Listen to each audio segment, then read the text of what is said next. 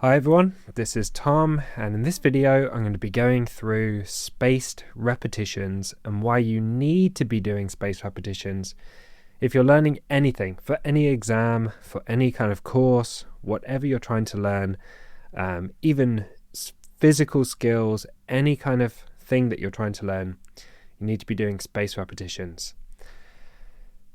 There's some really good reasons why you should do it. There's some really good reasons why it works, and there's some practical things to help you really implement it properly. And I'm going to go through all of those things, including my own personal experience of doing spaced repetitions in this video. So let's get straight into it. So if we start with spaced repetitions, this is what we're going over in this video. So the first question is why? Oh, don't know what that rule has come up with. Why do we need to do spaced repetitions? The reason for it is a concept called the forgetting curve. And if you've watched my other videos, you've probably come across this concept quite a few times over the course of those videos. It's because it's really important. So the forgetting curve looks like this. This is time, and this is how much you can recall, or how much you've learned, how much you remember, how much information is stored in your memory. And when you first learn a topic, when you first go through the topic, you'll retain most of that information for the first couple of minutes, first 5-10 minutes in your short-term memory. But very quickly, so you start off up here, maybe like 90% of the stuff you recall, and then within a couple of days you're down to like 40 or 30% of that information, and then it kind of plateaus and you stay at 10-20% of that information. So what happens is when you first study something, you understand it, you really absorb the information, you retain it for a moment, and then within a couple of days you forget it. So if you're going to apply this to, say, this video, after you watch this video, when you get to the end of the video, you'll think, yeah, I kind of grasp those concepts. I like the ideas of spaced repetition. I'm going to implement it. I know what I'm doing. But in a couple of days' time, you will have forgotten most of what you heard in this video. And then in a month or 2 months, if you re-watch this video, you'll probably find, actually, I forgot pretty much everything he said. Maybe I had a general overview or understanding of the topic, but all the details were lost. So what's the solution to this problem of the forgetting curve? The only solution is to repeatedly study these topics. So if you study the topic again, you'll go back up to sort of 80-90%, and then you study it, but then you'll forget that, so you need to study it again. So you keep repeatedly studying it over and over.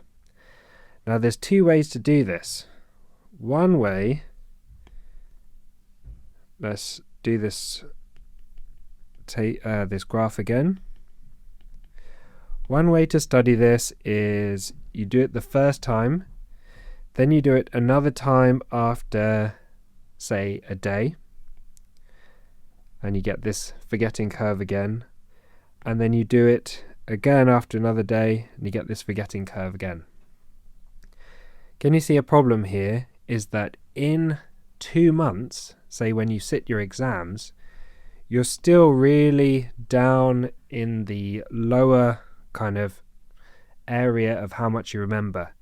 So if you study this topic 3 times, 3 days in a row, your recall in a month or 2 when you sit your exams is going to still be down at sort of 30-40%. So that's not great. However, if you space out those so this we would call massed repetitions, meaning you do all those repetitions together, but then if you do, let's do this again. if instead you space out those repetitions, so instead of doing it the next day, you do it, say, a week later, what happens is, and then you do it, say, 3 weeks after that, is that the amount you forget, or the speed or rate at which you forget that information, is much slower. And this is spaced repetitions.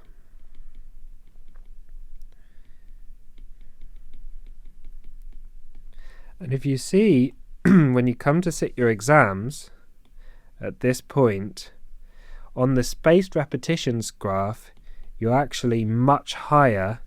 You're retaining maybe like 70% of the information instead of 30% of the information. And this difference here between this one and this one, this is called the spacing effect. And this has been really proven in the psychological research again and again and again. And I've naturally been doing this since my GCSEs, spacing out the repetitions. But it's only when I did my degree in psychology that I really dived deep into the scientific literature and research behind this topic.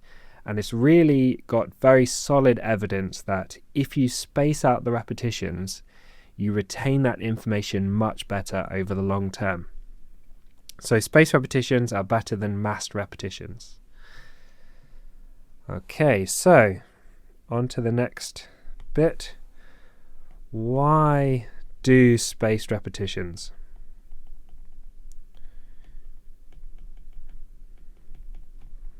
This is the next question. So, few reasons for this. Okay, number one, no repetitions. So if you don't do any repetitions and you just rely on one single study session, one single study event in order to carry you through on that topic, say you're revising for finals, you just go through cardiology just once and then expect to know it 2 months later, you're not going to. So no repetitions means forgetting. Okay, if you don't repeatedly study the information, no matter how intensely you study it that first and only time, you will forget it. And that's what the forgetting curve shows us. Second thing is, it's worth noting that recall is what creates memories.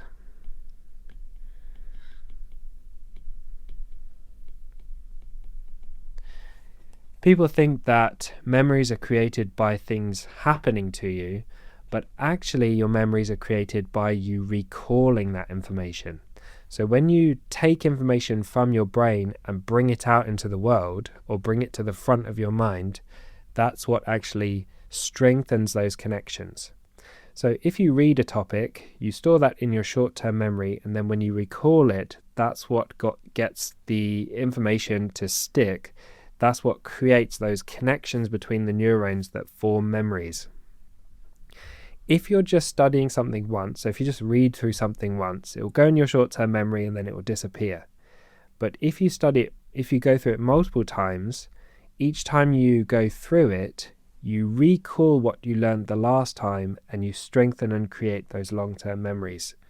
So in order to recall things, you kind of need to do them multiple times. If you just do it once, you don't really have the opportunity to recall it. Okay, reason number 3 is spacing makes recall harder.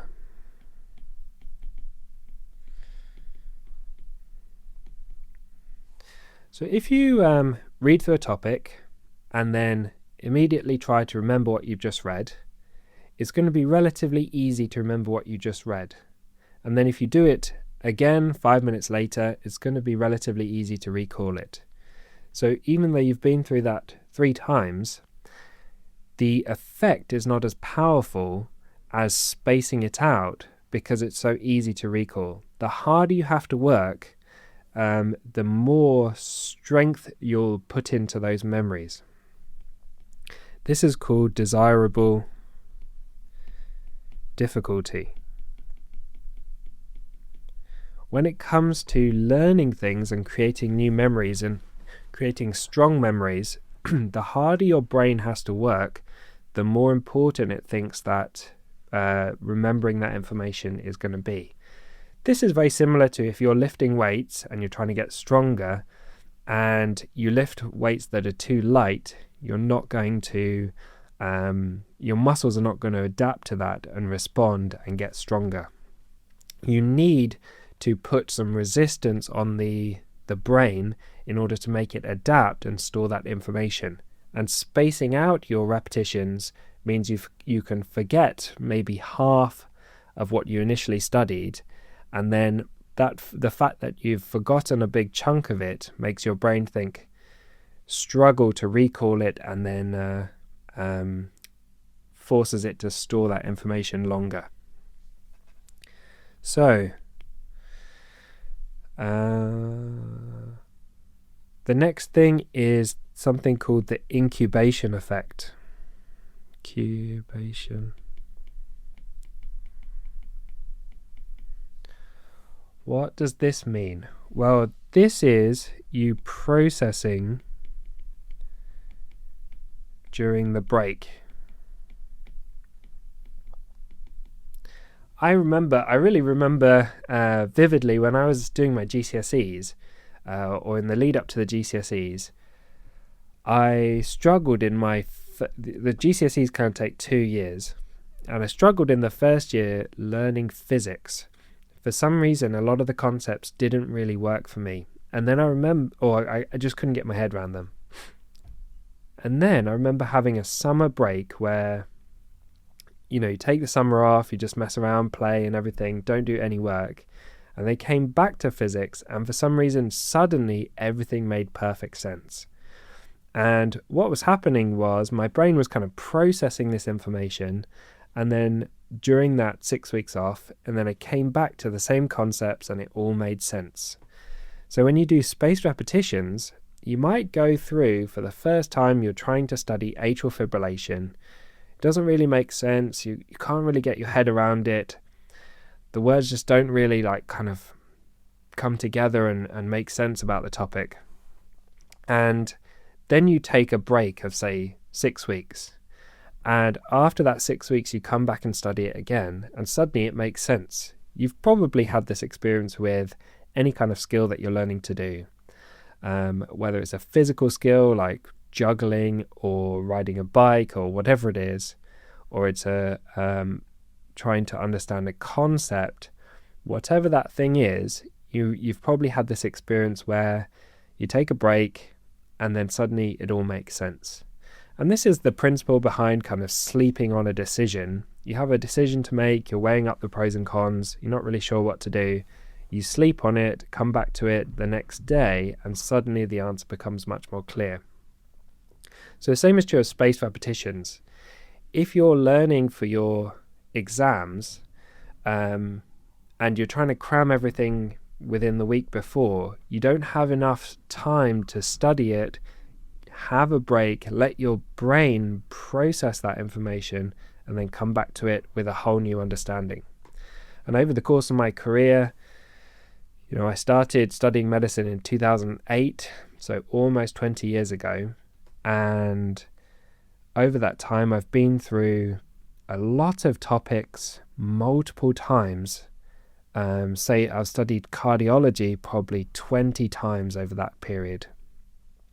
Each time I come back to a new topic, a topic that I've done many times before, I'll have new insights because I've had those breaks to process that information. So the incubation effect is important, and without spacing, you don't benefit from that. And then the final thing here of why to do spaced repetitions is transferable learning. So what do I mean by this? Well, this is where you go and study another topic, and this other topic helps you understand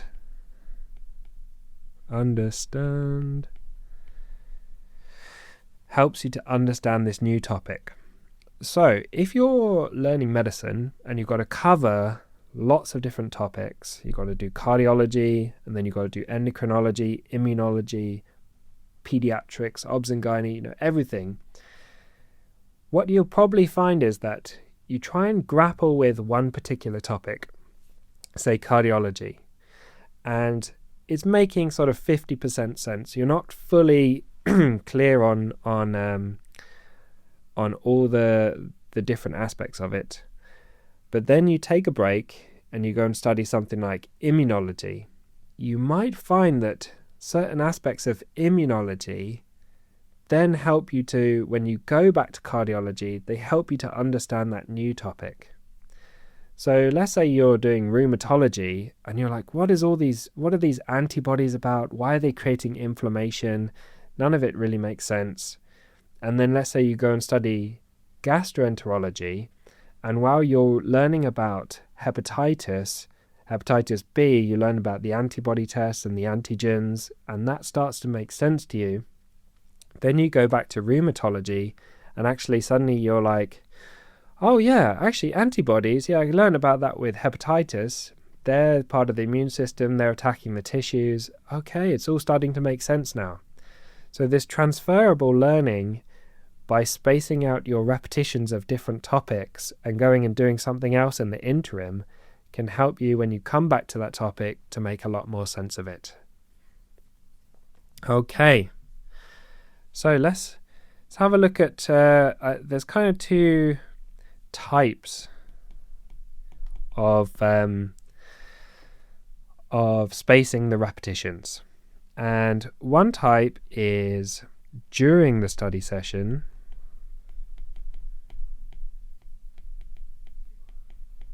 and the other type is long term. So during the study session, what this means is you're studying through a topic. Say you're studying through rheumatoid arthritis, and as you're going through, you come across the antibodies, and there's anti-CCP antibodies and rheumatoid factor, and you're thinking about those. Then you go a bit further on in the topic, you kind of getting back onto management and so on, but you pause yourself there and return to the antibodies and remind yourself of that. So if you've watched my video on doing read and recall, you'll see that I'm kind of doing spaced repetitions during that study session where I'm going through hemochromatosis, and I'm returning again and again to the same facts to remind myself of those. That's kind of spaced repetitions within a study session. So you're returning to the key facts during that single session where you sit down for an hour or 2 hours. Every 10 minutes or so, you're coming back to some important facts and repeatedly going over those facts. Then long term, this is where you're repeating study sessions.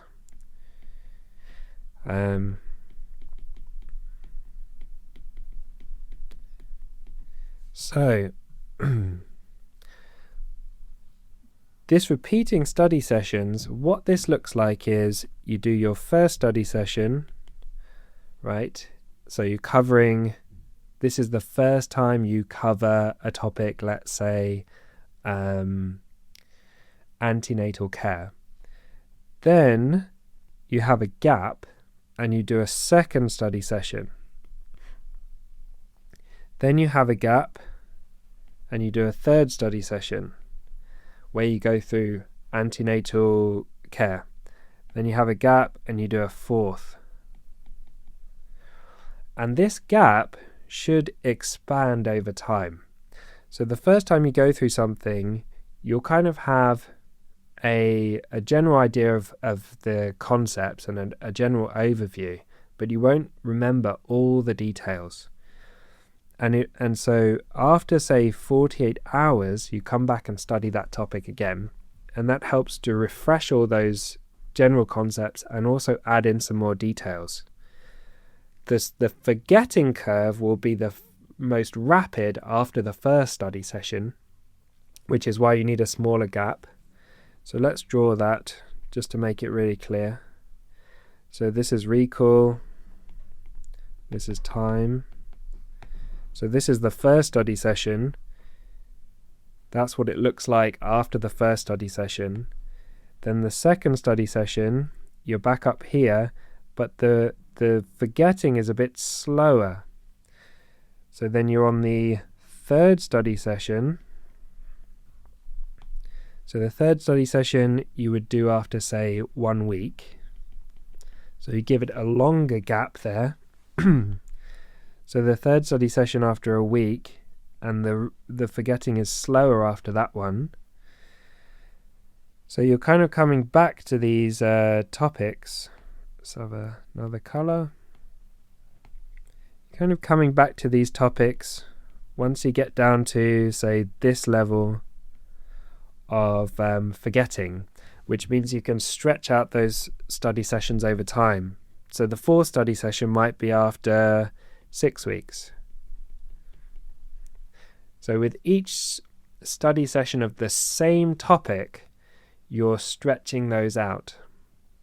And in the meantime, you might study something else. You know, this could be, while you've studied antenatal care, this could be sort of gynecology or gynae cancer, whatever it is. You know, you're studying other topics in the interim, like this. Hopefully that makes sense. So, how much should you space it out?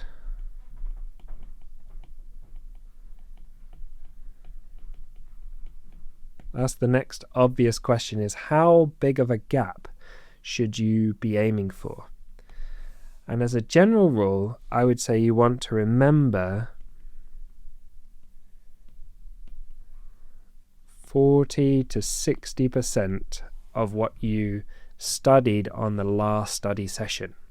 So you come back to the topic and you do some questions, or you do some free recall on that topic before you even start studying it, just to see how much you can remember. And you want to be remembering about 40 to 60% as a general rule. You could say 30 to 70%, or even 20 to 80% is a bit much. So if you are remembering less than 20%, so you come back to a topic, it's been a while, and you do some free recall and you just can't remember anything, or you do some practice questions and you score less than 20%, this is too long. You need to do more frequent study sessions or frequent repetitions of this topic. If you're remembering more than 80%, it's too soon.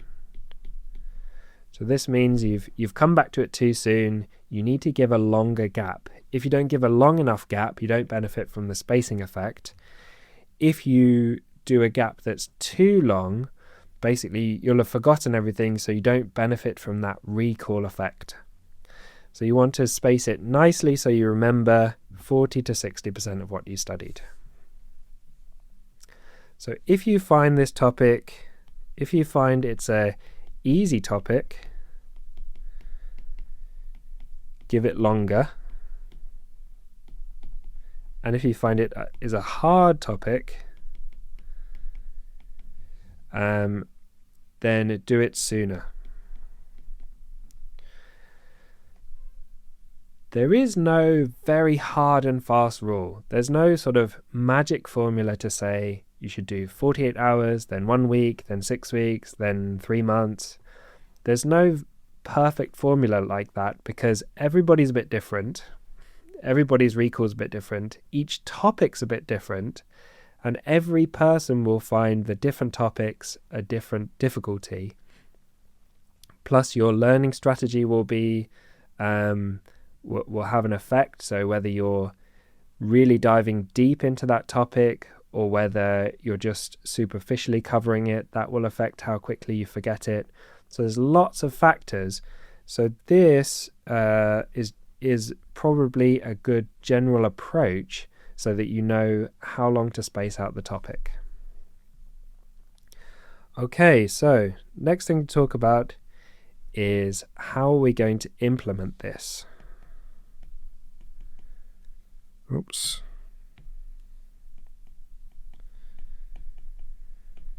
So this is really making it super practical for you.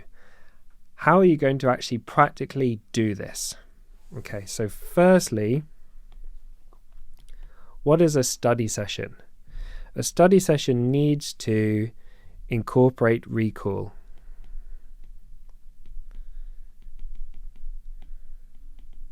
So each time you come back to a topic, even if it's the first time you do that topic, you need to be implementing some recall practice in order to retain that information.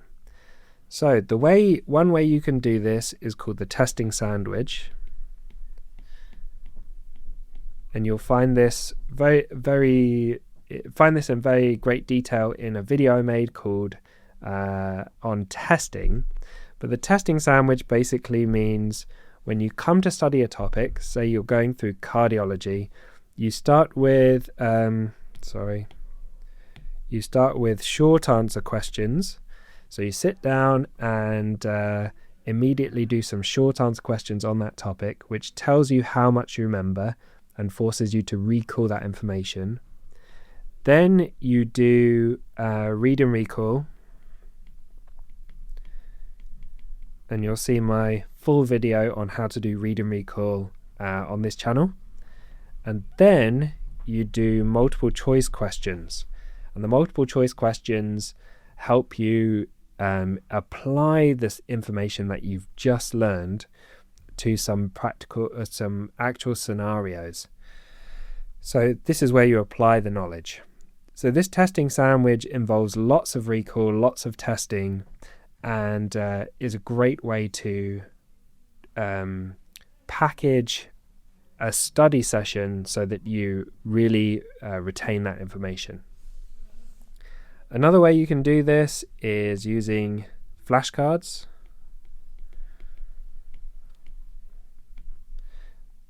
So flashcards are really popular, things like Anki or physical flashcards where you have a question on one side and an answer on the other side. And there's multiple ways you can do this. One is to use the Zero to Finals flashcards. If you're studying medicine, let me show what they look like. You can create your own set of flashcards similar to this, but it's going to take you a lot of work. And my general rule is you should be learning, not creating. So if you're creating something, it's going to take you a lot of time, and it's not the most efficient way to learn if you're preparing for an exam. So try to learn, don't create. So this is what the Zero to Finals flashcards look like. On one side, you've got questions that you can rapidly test yourself on, and then on the other side, you have answers. So this way, you can sit down and just blast through lots of content. These were designed specifically for that. But you've also got the flashcards on the Zero to Finals member site, these same questions and same flashcards that you can access. And another one is the Zero to Finals Fact Trainer tool.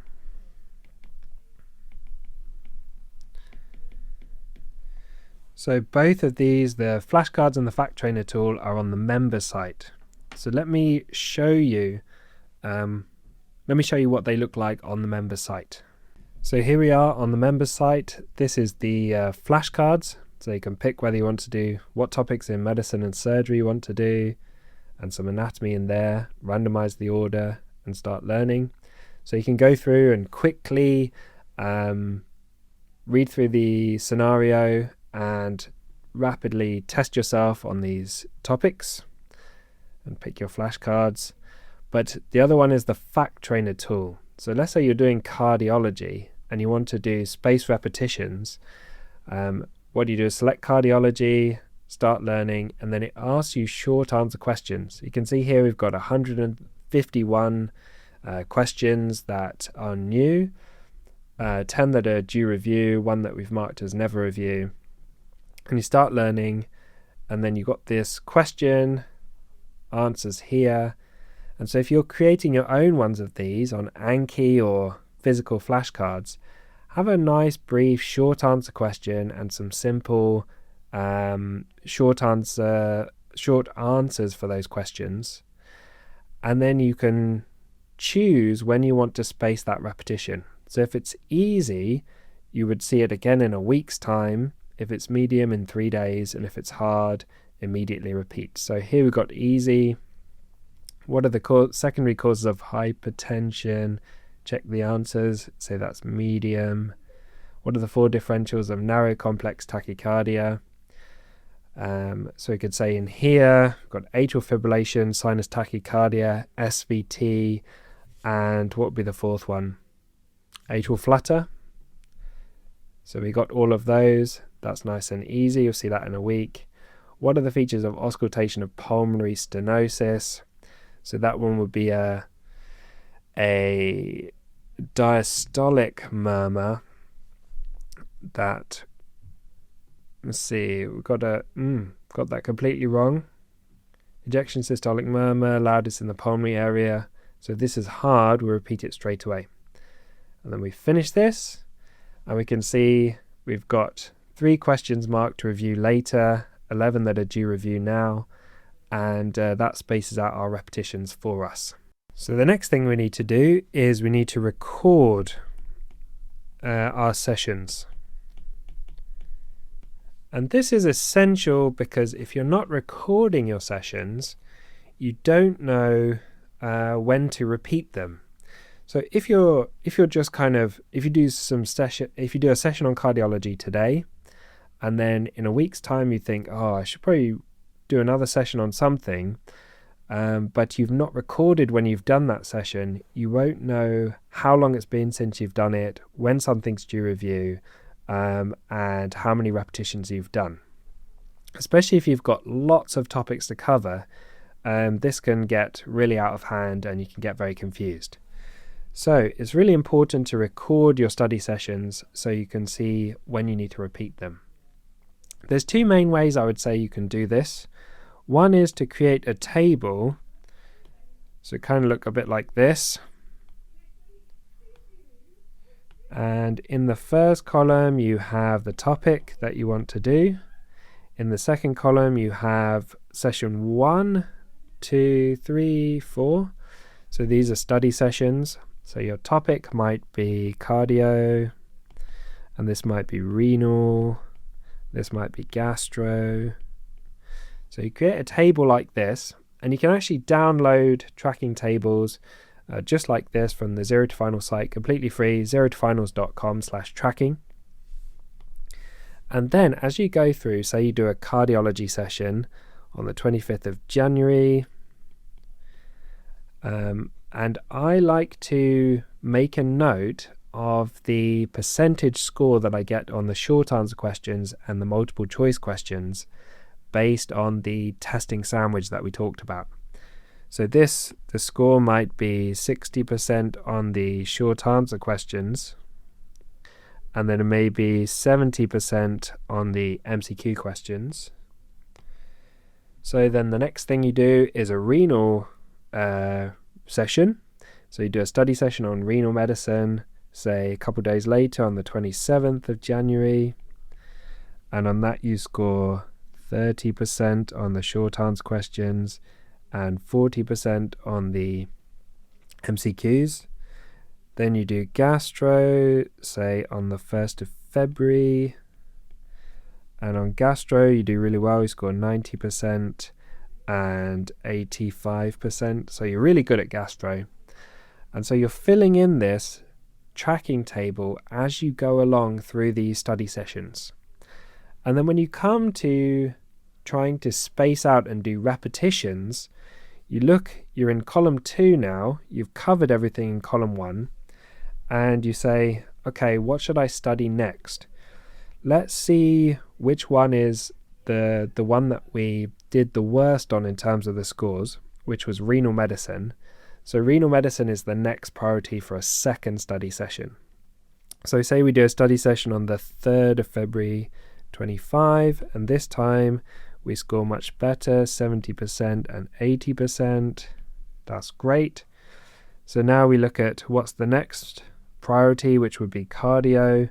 So we do that on the 5th of February, and we score now 80% and 80%. So great. So you can see here what you're doing is you're filling in these study sessions, spacing out the repetitions. So you look at how long it's been since your last repetition. So we'd probably want to do another renal repetition maybe towards the end of February. So if you say the 20th of February and record the score that we get for that one. And so you're building this up over time, filling in your study sessions and what scores you get, trying to space out those repetitions. This is a great way to keep track of it. There is another thing. This is what I've traditionally done all throughout my learning career, from GCSEs all the way through to my postgraduate exams. This has worked great for me. There is another way to do it, and I've built a specific tool, which is the tracking tool on the Zero to Finals members site. So let me just quickly show you the tracking tool, and you can see what you think of it. So we're back on the Zero to Finals members site. We go to the tracking tool down here, and you can see my previous exams, or these were fake exams, but these are previous exams that you could have tracked along with the results and whether you passed or failed them. But we need to add a new exam. So let's say for this exam we're doing finals, and our exam is in a couple of months' time. Then we pick the topics we want to do. So let's say we want to add cardiology, endocrinology, gastro, and renal. And you can add your own topics at the bottom if you want to. So you could use this to track any kind of learning for any exam. So then you save the exam, and here we have the exam in 10 weeks and 4 days. And so what we do is we just record study sessions. So we record a study session for cardiology, and when we come to record it, you have to rate it with your confidence level, whether that's very low, medium, or high. So let's say we're low on cardiology, and you can add your own notes. So we save that, and you'll actually see the exam scores, if you do practice questions, will appear for this tracking table. So you can see your scores as well. So we're doing pretty badly, 16% on the EMQs. So we can see we've done a study session today. So let's do endocrine, that's medium. We do gastro, so we did gastro last week, and that was medium. And then we've got renal medicine, which we did last week, and that was high confidence. Save that. So now you can see this is kind of your progress bar. In green is where your high confidence, or yellow is where you're medium, and then red is where you're low confidence. And this tool will adjust the order of these topics based on how confident you find, or how confident you are on that topic. So let's say we redo endocrine, and this time we're high confidence. Endocrine will go down to the bottom. And if we redo cardiology, and this time we're high confidence, that will then go down to the bottom as well. So by using this tool, it will space out your study sessions for you, because the top session will be the one that most urgently needs to be repeated. This one was a week ago, and it was medium confidence, so we need to address that one as a top priority. And as you go through, by the time everything's high confidence, it'll be in green, but you can keep going through the topics. You'll see renal medicine in green is at the top of the green ones, because it's been a week since you last went through it, whereas the other ones you did today, so they're at the bottom. So that's the Zero to Finals tracking tool on the member site. And that's another option for things that you can use. The final thing, I want to just touch on some final notes on spaced repetitions, which is some other benefits. And these are the other benefits to using this kind of process of doing spaced repetitions and tracking your learning as you go along. So number one, tracking your scores equals motivating. I found that it can be really a grind to prepare for exams when you've got to cover lots of topics.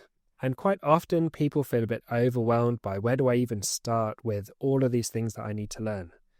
Whereas if you're tracking and you're putting together a tracking table, it becomes like a game. You're filling in this table, you're filling in this tool on the website, and your goal is to tick off all those boxes and to fill them in, and you get to see your scores going up over time. So this becomes very motivating. Second thing is testing identifies your strengths and weaknesses.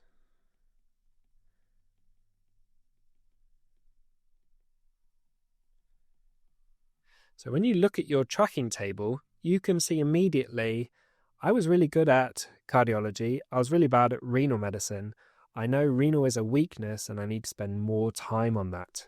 If you're not tracking it, you're not testing yourself, you're not spacing out repetitions, you don't really know where you need to put more energy and effort into addressing weaknesses, so you don't bring your exam scores down with those weaknesses. Testing and tracking really helps you to identify what's strong and what's weak. Third thing is you're doing sort of evidence-based revision.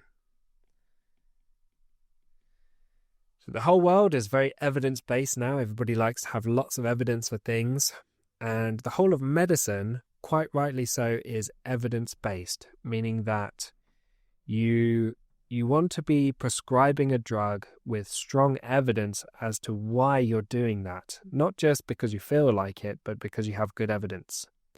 You need to practice evidence-based exam preparation as well, evidence-based learning. And when I say evidence-based, I don't mean basing it on studies, but basing it on your own results, your own learning, your own abilities. And so if you're creating a tracking table like this and testing yourself, you're creating data that gives you evidence about your revision strategy. You want to know whether it's working. Is it working? So what you do this way is you test yourself and record the information over a long period of time. And the consequence is that you can see whether your revision strategy is actually working or not. If it's not working, then you can make changes to address that to make sure it is working. If you're just kind of studying a bit here, reading a bit there, not recording anything, not testing yourself, not putting everything down into a tracking table, you probably won't know for sure whether it's working, and then the first time you find out if it's worked is when you get your exam results back. If you're recording the whole way along and testing yourself the whole way, you'll be able to see whether it's working or not. And if it's not working, you can make changes to address it. And if it is working, you'll feel really confident, you'll go into the exams and you'll absolutely smash it. So, evidence-based revision. The fourth thing is doing it retrospectively, planning is, so retrospective planning is better than prospective planning.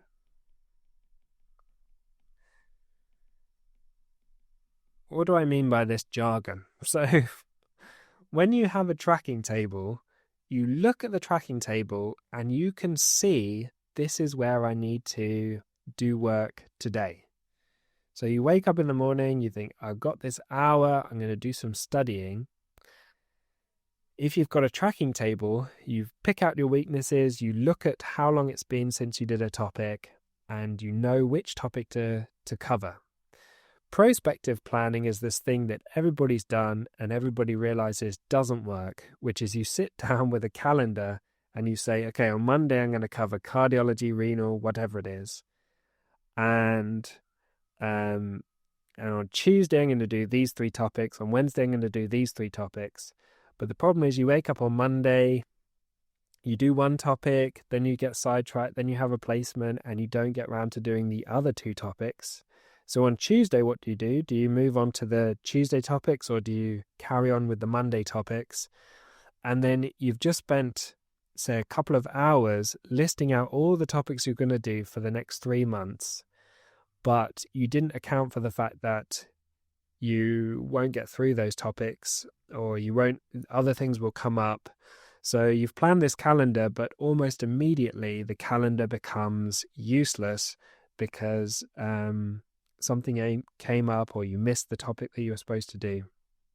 Whereas if you wake up, find some time and look at your tracking table and then cover the topic based on what the tracking table tells you, rather than what you pre-planned a month ago in your calendar, this works much better.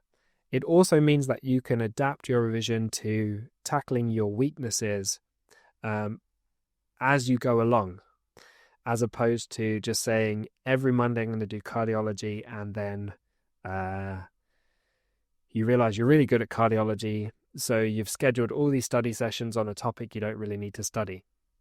Spaced repetition wise, it's better to keep track of where you are and then do repetitions based on how strong and weak you are on a topic and how long it's been, which means you need retrospective planning rather than prospective planning. I hope I've explained that adequately. And that's the end of this video. I hope that video has been really helpful to you. Let me know your thoughts or your questions about spaced repetitions, and I'll try and answer it in another video. But for now, I'll leave it there. It's been quite a long one. Well done for getting through it if you're still with me. And I'll see you in the next video, which will be tomorrow.